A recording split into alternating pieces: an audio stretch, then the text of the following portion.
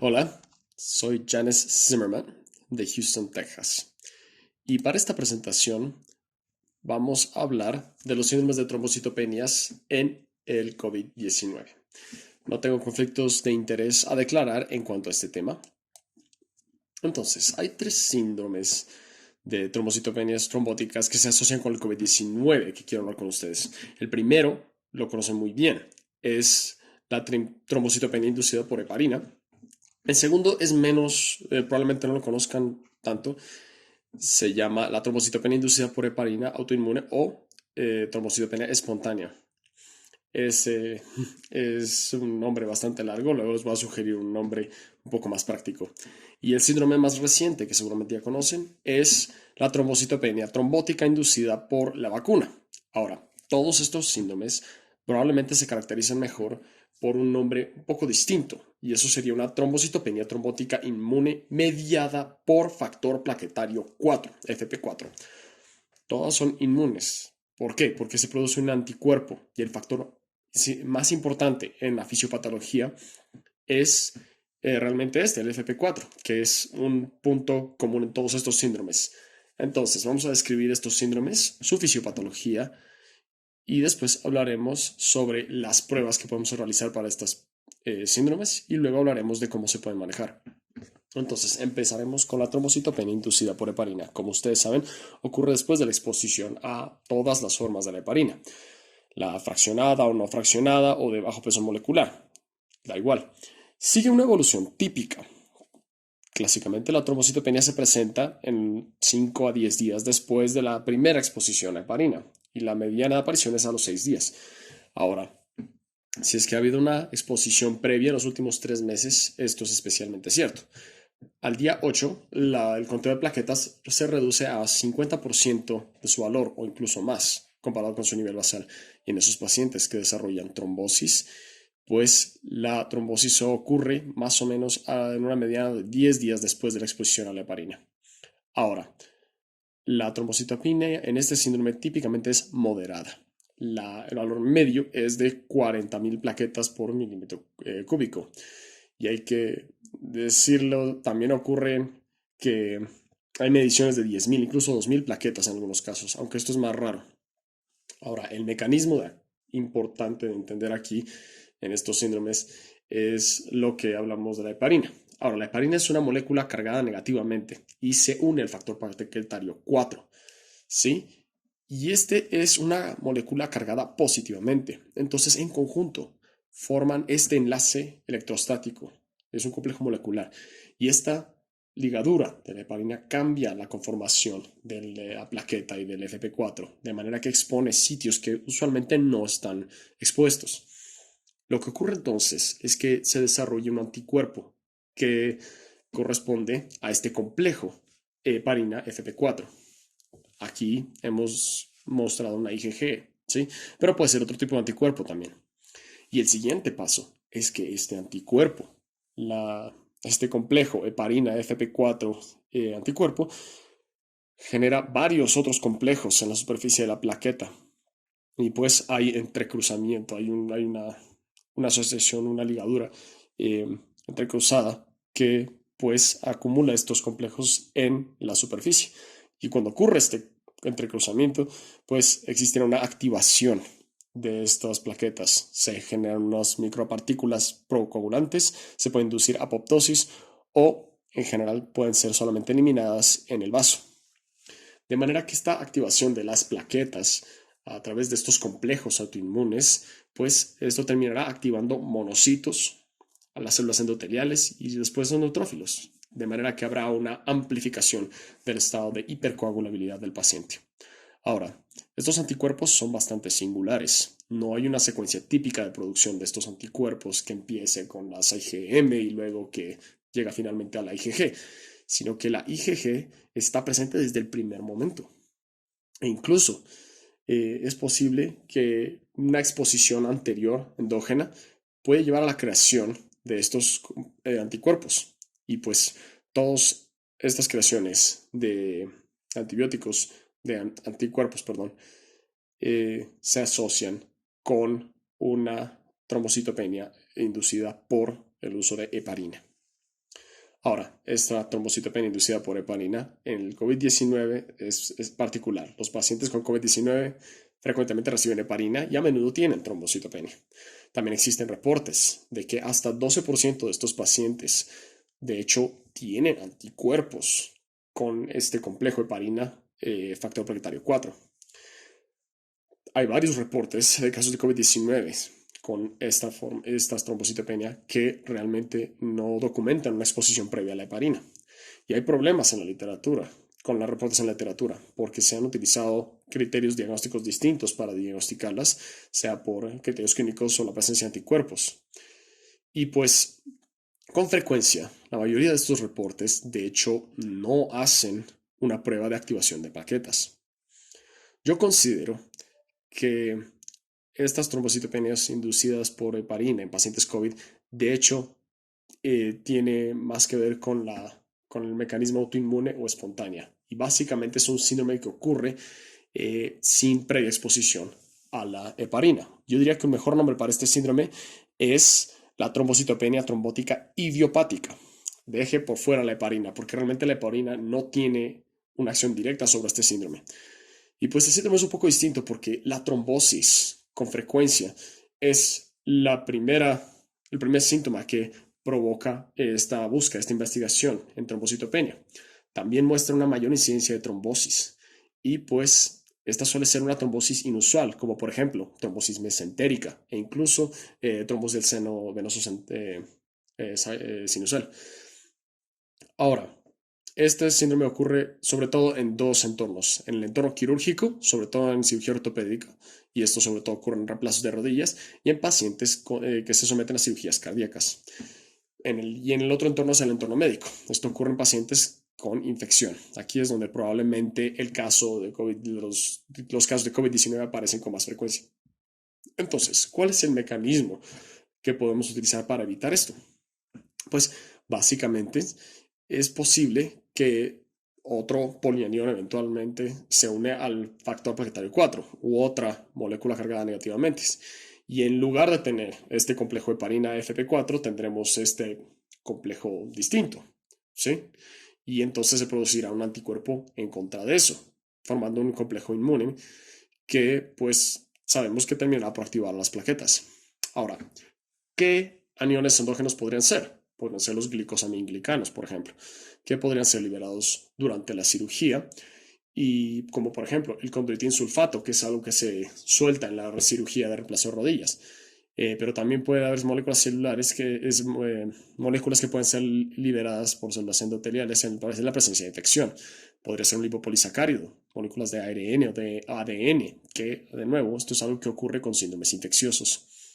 Y pues también imagino que en pacientes con COVID-19 el daño endotelial podría tener que ver, esta injuria endotelial podría también causar liberación de glicosaminglicanos o quizá tenga algo que ver con las moléculas de ADN liberadas en los casos de COVID-19.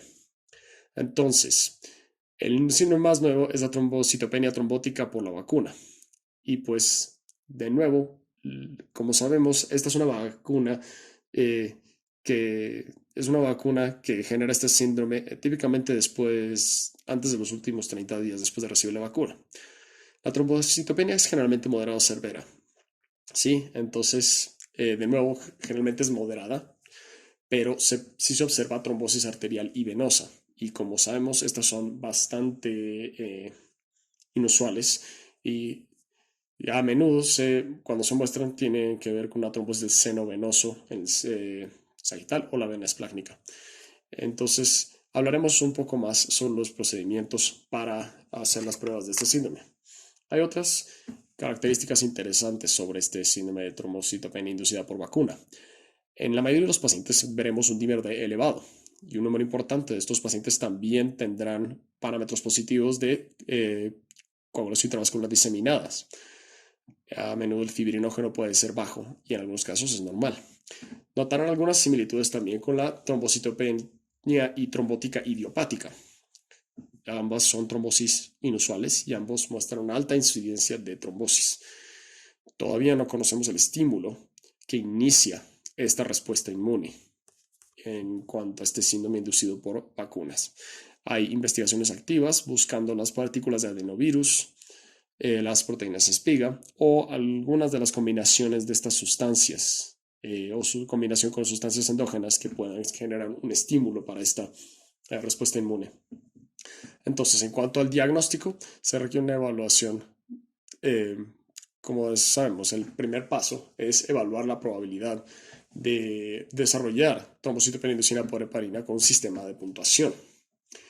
El sistema más común es utilizado es la escala 4T. Sin embargo, esta es menos confiable en pacientes de cirugía cardíaca y a menudo muestra una gran variabilidad entre los evaluadores, de manera que puede ser difícil de calcular. También hay una escala basada en la probabilidad determinada por expertos, pero esta es una escala más compleja y requiere más tiempo y además no ha sido validada todavía. Finalmente, existe una puntuación de probabilidad para los pacientes con bypass cardiopulmonar, dependiendo del tiempo y la duración del bypass. El segundo paso para diagnosticar la trombocitopenia inducida por heparina es el inmunoensayo. Este examen detecta la presencia de anticuerpos para el complejo de heparina FP4.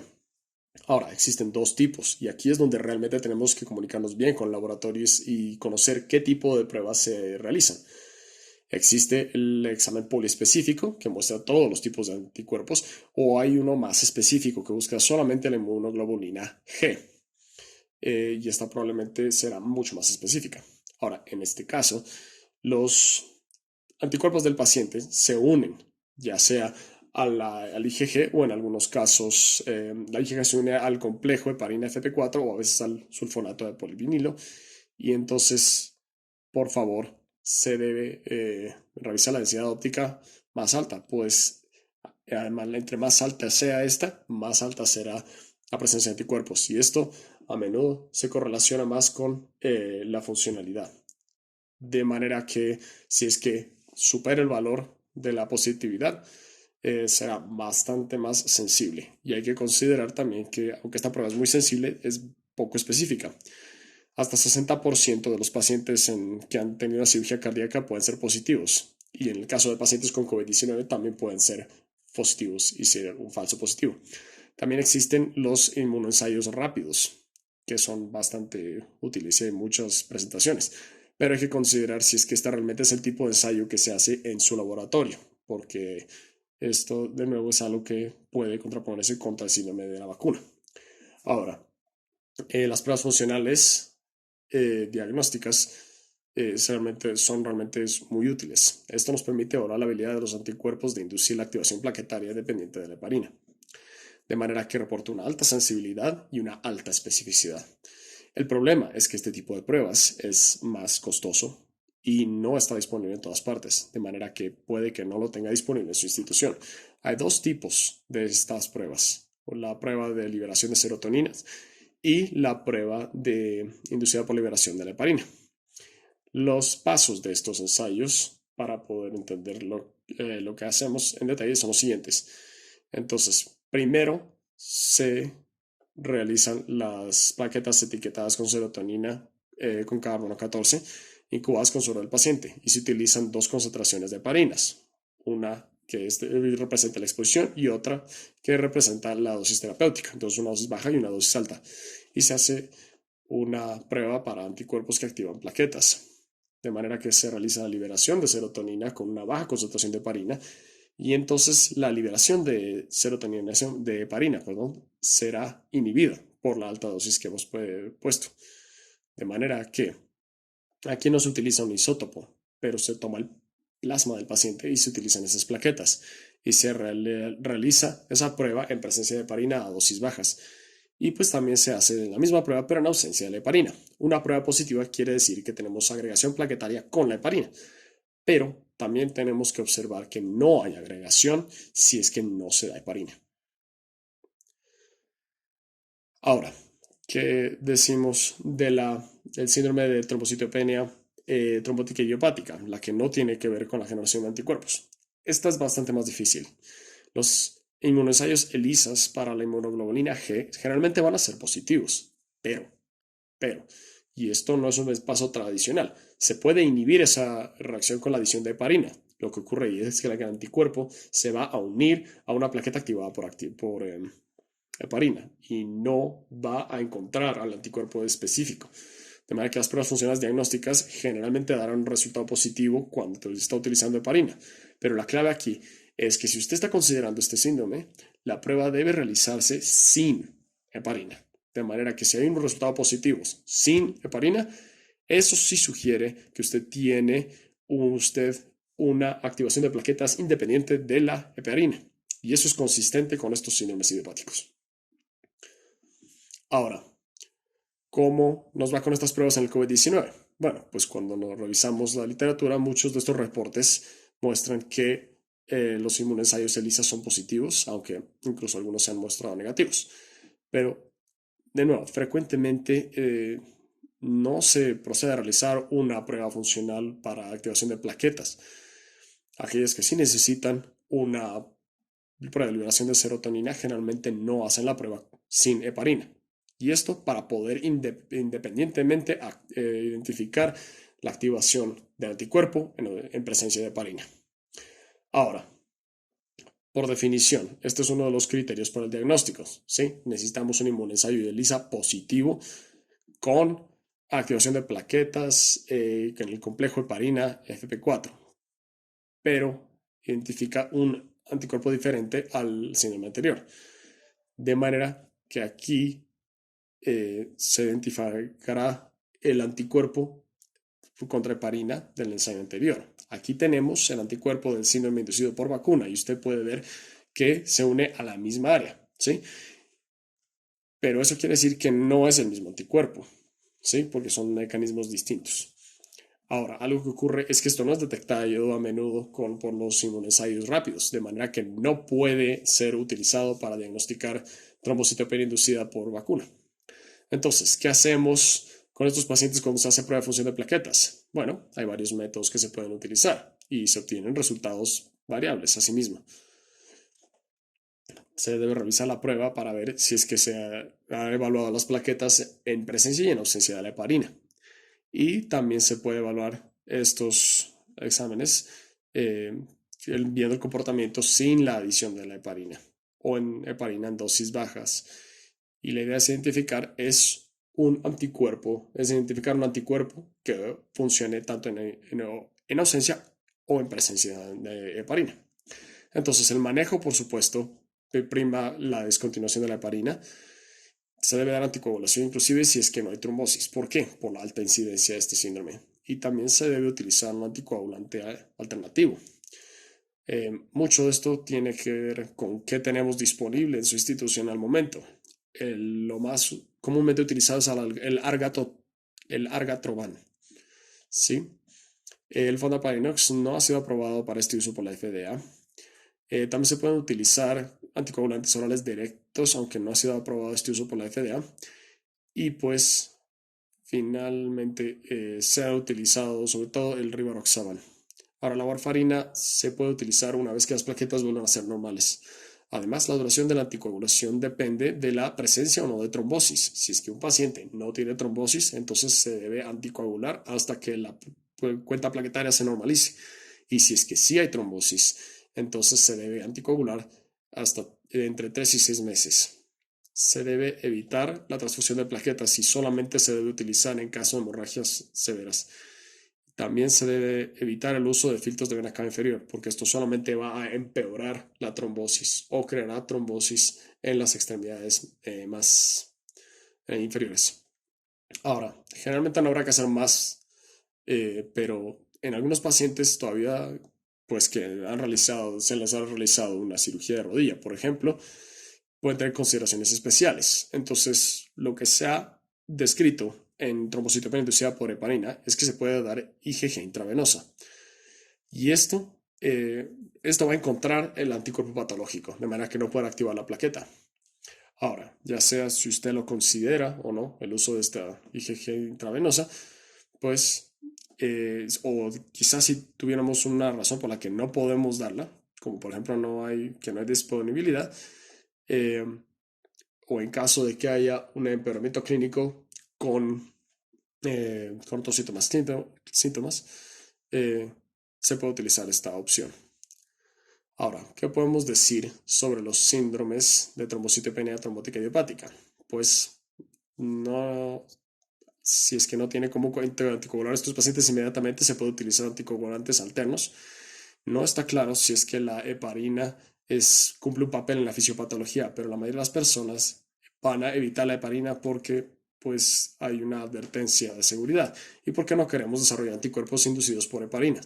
En estos síndromes también se debe interrumpir la activación plaquetaria mediada por el factor 4 plaquetario y el complejo polianiónico que hemos mencionado. En este síndrome, la indicación es dar IgG en dosis altas y las dosis generalmente son de 1 gramo por kilo de peso por día por 2 días. Si es que se empeora el caso, podríamos recurrir a la plasmaféresis. Algunas personas han reportado el uso de esteroides, pero la evidencia y la experiencia son bastante limitadas. Ahora, ¿qué podemos decir sobre la trombocitopenia inducida por la vacuna? Pues las indicaciones son que si hay trombocitopenia y trombosis, incluso en la presencia de un complejo anti-FP4 pendiente, pero uno todavía está esperando los resultados, pues debería usted anticoagular con ese alto grado de sospecha clínica. Además, si es que hay trombocitopenia, trombosis y una prueba positiva del complejo heparina anti-FP4, se debe hacer también. Y hay una otra situación en la que se puede considerar, y eso es cuando tenemos trombocitopenia, una prueba positiva de complejo anti-FP4 y heparina, si tenemos un dímero D muy incrementado o incluso si el paciente no tiene trombosis. Esta es una indicación un poco distinta, pero el riesgo es alto y por eso en estos pacientes algunos consideran que debe comenzar con la anticoagulación rápidamente y proseguir con la IgG. Ahora, en cuanto a la anticoagulación en el síndrome inducido por la vacuna, eso se ha hecho con argatroban, con bivalirudina, con inhibidores del factor 10A y se debería además dar en inmunoglobulina intravenosa en dosis altas.